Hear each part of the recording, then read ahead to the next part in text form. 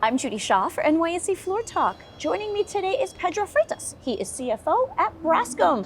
Pedro, wonderful to have you here. Thanks for joining me today. Thank you for having me, Judy. It's a pleasure to be here in the NYSE floor. Thank you. So now, Pedro, tell me about Braskem and what you consider to be its competitive advantages. So Braskem is a global chemical and polymer producer.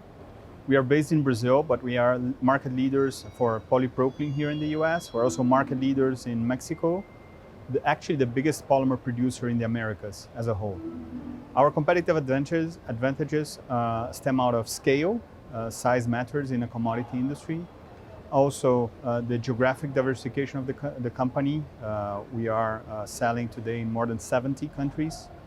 We have a very diversified base of feedstock. Feedstock is really important in our business. It's 70% of the cost. And also, we have a very strong sustainability focus, which then translates into our growth strategy. Okay, so tell me, how would you say Braskem is creating value for its shareholders? So the value that we create for our shareholders is twofold. Part of that is in really operating well. We are, I would say, among the best operators in the industry globally. But also, we have geared the company for the future. So we did some scenario work some years ago, and we identified some trends related to sustainability that are now embedded in our business strategy.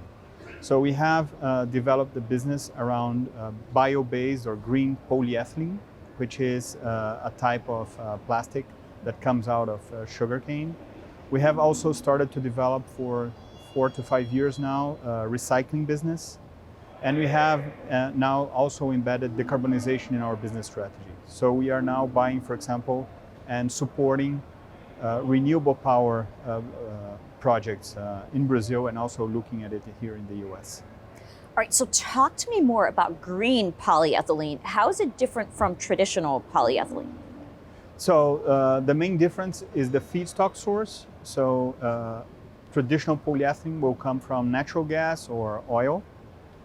The green polyethylene is coming from biomass. In our case, from sugarcane produced out in Brazil.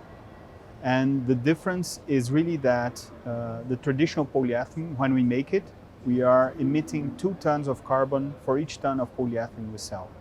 In the case of green polyethylene, we're actually capturing 3 tons of carbon for each ton of polyethylene we sell. So if our clients switch from the traditional based polyethylene to green polyethylene, they're actually helping to capture 5 tons of carbon per ton of polyethylene. And it's a drop-in product, so you can really use it in any polyethylene line that is already set up in the world. So we hope with that to help support the world in the climate change and the transition to a greener economy. All right, well, Pedro, thanks for stopping by and joining me on NYSE Floor Talk today. Great to have you. Thank you. Great pleasure. Thank you, Judy.